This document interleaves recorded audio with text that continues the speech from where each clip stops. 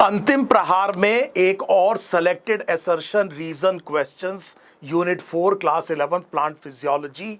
और पहला क्वेश्चन करिए। Immediately after light becomes unavailable, the biosynthetic process of photosynthesis continues for some times and then stops। तो statement बिल्कुल ठीक है, आपने अपनी एनसीईआरटी से पढ़ा है। अब आपने बिकॉज लिखा।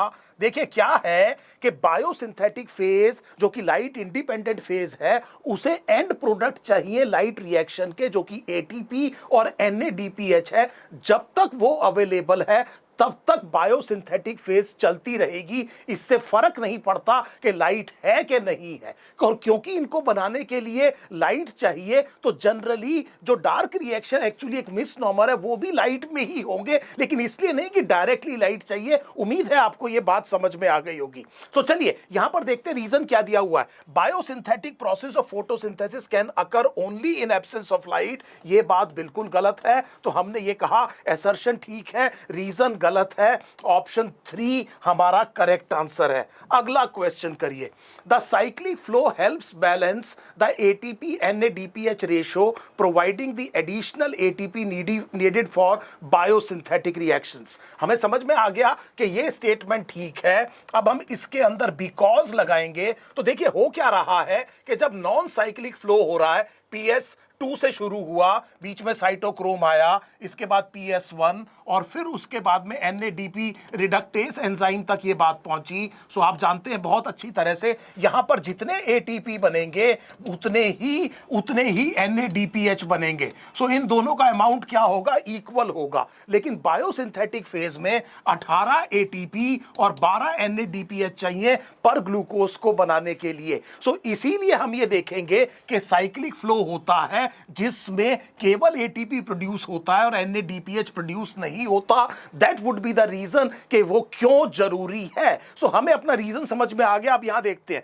Many steps in Calvin cycle consume more ATP than NADPH. ये स्टेटमेंट ठीक तो है, लेकिन ये एक्सप्लेन नहीं कर रहा। यहां तो हम खुद ही कह रहे हैं कि इंबैलेंस है। सो यहां पर वो दोबारा कह दे रहा है कि इंबैलेंस है, लेकिन यहां पर हम ये कहना चाह रहे हैं कि ये जो साइक्लिक फ्लो है, ये कैसे इस इंबैलेंस को ठीक करता है, वो बात रीजन में नहीं है। इसलिए आंसर ऑप्शन 1 नहीं होगा, इसका आंसर ऑप्शन 2 होगा। उम्मीद है आपको समझ में आ गया। क्वेश्चन नंबर 3 करिए। इन C4 plants photo respiration does not occur. बड़ा कॉमन क्वेश्चन है। C4 प्लांट में बंडल शीथ सेल में रुबिस्को है, वहां पर C4 ऑर्गेनिक एसिड्स को भेजा जाता है मेसोफिल सेल से। इनको डीकार्बोक्सिलेट करके CO2 को इकट्ठा करा जाता है, कंसंट्रेट किया जाता है रुबिस्को की विसिनिटी में, ताकि इसकी ऑक्सीजनेस एक्टिविटी ना हो सके। इसलिए फोटो रेस्पिरेशन नहीं होता। सो हमने अपने बिकॉज में यहां पर देखा कि इसका क्या क्या क्या लिखा है।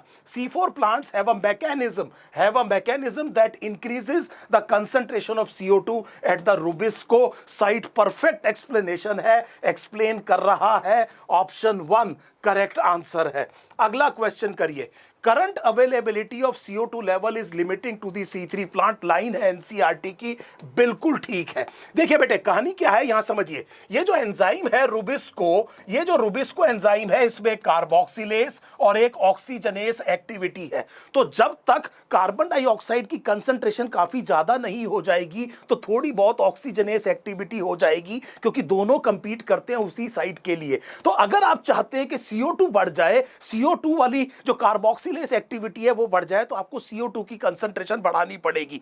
क्योंकि पेप केस में कोई ऐसी ऑक्सीजनेस एक्टिविटी है ही नहीं और उसकी एफिनिटी कार्बन डाइऑक्साइड और बाइकार्बोनेट के लिए काफी ज्यादा है, तो वहां फर्क नहीं पड़ेगा। लेकिन यहां पर कार्बन डाइऑक्साइड का लेवल बढ़ाने से ऑक्सीजनेस एक्टिविटी कम होगी और रेट ऑफ फोटोसिंथेसिस जो है फेवरेबली क्या होगा बेटे, अफेक्ट होगा। क्योंकि ज्यादा टाइम पर ज्यादा से ज्यादा एंजाइम को कार्बन डाइऑक्साइड ऑक्यूपाई करेगी बजाय ऑक्सीजनेस के। उम्मीद है ये थोड़ा सा टिपिकल क्वेश्चन है, आपको अपनी एनसीईआरटी की इस लाइन का मतलब समझ में आ गया। Under current atmospheric conditions the amount of CO2 is not fully sufficient to fully saturate RuBisCO active site. अभी बढ़ाया जा सकता है जो हम कह रहे थे। तो ये वही रीजन है जिसे हम देख रहे हैं। सो इसका मतलब ये परफेक्टली एक्सप्लेन कर रहा है। ऑप्शन 1 करेक्ट आंसर है। अगला देखिए।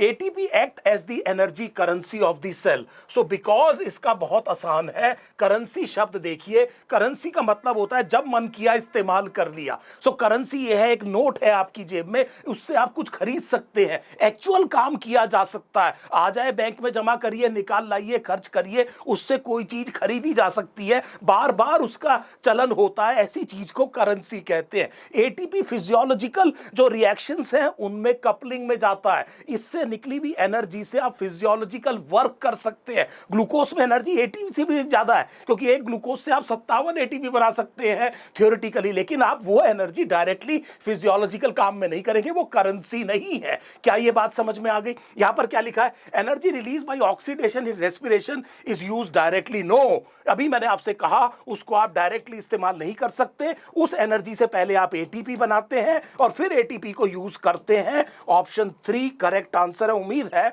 आज आप समझ गए कि इसको करेंसी क्यों कहते हैं। All living organisms retain the enzymatic machinery to partially oxidise glucose without the help of oxygen. Line NCERT की बिल्कुल ठीक है। इवोल्यूशनरी लिगेसी, आप में वेस्टिजियल ऑर्गन किसी काम के हो चाहे नहीं हो, पर क्यों है? क्योंकि एंसेस्टर की बॉडी प्लान का हिस्सा थे। ये ग्लाइकोलिटिक पाथवे की बात हो रही है। मेटाबॉलिकली बेटे इवोल्यूशनरीली बहुत पुराना पाथवे है। लाइफ का जो सबसे पहले सेल थे उनमें बेसिकली ग्लाइकोलिसिस आया शुरू में और अब तक चला आ रहा है। उस टाइम पर ऑक्सीजन नहीं था, याद कीजिए open Haldane hypothesis, oxygen ozone free form में अवेलेबल नहीं थी, एटमॉस्फेयर रिड्यूसिंग था। उस टाइम पर ग्लाइकोलिसिस पाथवे इवॉल्व हुआ और आज तक वो इवोल्यूशनरी लिगेसी की वजह से चला आ रहा है। The first cell on this planet lived in an atmosphere that lacked oxygen. Perfect answer हो गया बेटे, option 1 is the correct answer.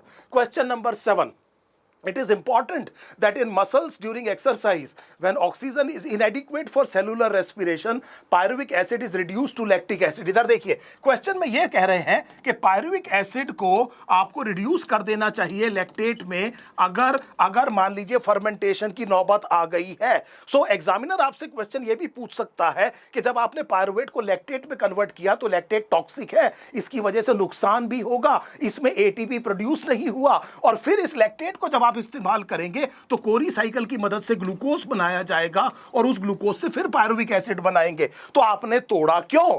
सो तोड़ा इसलिए क्योंकि यहां पर NAD+ रीजनरेट होगा, और इसकी क्या इंपॉर्टेंस है? ये NAD+ चाहिए बेटे ग्लाइकोलिसिस में। ग्लाइकोलिसिस के सेकंड हाफ में जब एटीपी बनता है उसके भी पहले स्टेप से पहले आप देखिए वहां पर NAD+ की रिक्वायरमेंट होती है। इस टाइम पर एटीपी बनने का सोर्स केवल और केवल ग्लाइकोलिसिस है, कम से कम ग्लाइकोलिसिस चलता रहे, इसलिए NAD+ रीजनरेट होना चाहिए।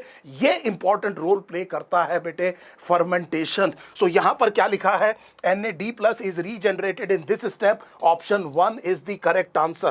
क्वेश्चन नंबर 8 कीजिए।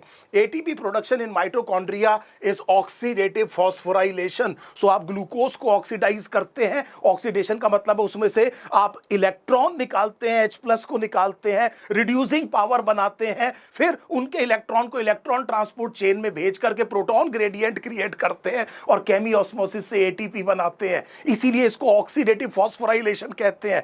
क्लोरोप्लास्ट में फोटोफॉस्फोराइलेशन होता है, वो जो एनर्जी है वो ऑक्सीडेशन से नहीं आती, वो सनलाइट से आती है, दोनों में क्रिटिकल डिफरेंस है। अगर आप यहां रीजन देखें तो क्या लिखा है, it is the light energy. ये बात गलत है क्योंकि that would be true for photophosphorylation not oxidative phosphorylation. आपको समझ में आ गया, option 3 is the correct answer. Question number 9 कीजिए।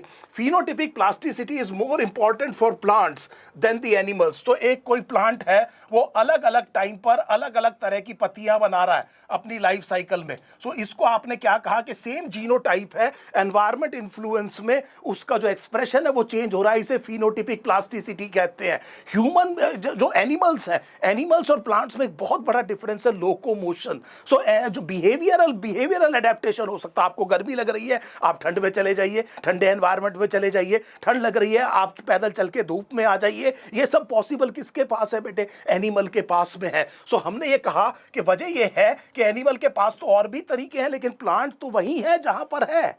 उसे तो वहीं पर झेलनी है चेंज इन एनवायरमेंटल कंडीशन, तो फिनोटिपिक प्लास्टिसिटी उसके लिए ज्यादा इंपॉर्टेंट हो जाएगा।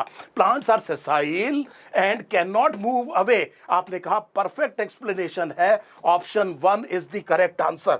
फाइनल क्वेश्चन कीजिए, इसको मैंने स्टडी मटेरियल की तरह ही आपको दिया है। आपकी एनसीईआरटी में एक लाइन है, in most cases ABA acts as antagonist to gibberellin, या gibberellin acts antagonist to ABA. तो बड़े ध्यान से देखिए, antagonist interaction between abscisic acid and gibberellin किस में है? खास तौर पे सीड जर्मिनेशन में। सीड तब जर्मिनेट होना चाहिए जब एनवायरमेंटल कंडीशन सबसे ज्यादा फेवरेबल हो। इसीलिए आपको दो तरह के फैक्टर्स रखने पड़ेंगे, एक वो जो सीड जर्मिनेट ना होने दे अगर कंडीशन अनफेवरेबल है, और दूसरा वो जब कंडीशन फेवरेबल आ जाए तो सीड को जर्मिनेशन होने की प्रक्रिया को शुरू करे। तो यहां पर हमने कहा कि एबीए तो मेंटेन करता है डोरमेंसी, वो इनहिबिट करता है ग्रोथ प्रोसेस को अगर अनफेवरेबल कंडीशन है, और जिबरलिन प्रमोट करता है जर्मिनेशन, और वो जो वहां पर जो अवेलेबल फूड रिसोर्सेज है उसको मोबिलाइज करता है, मेटाबॉलिक एक्टिविटी को बढ़ाता है ताकि एनर्जी मिलना शुरू हो सके।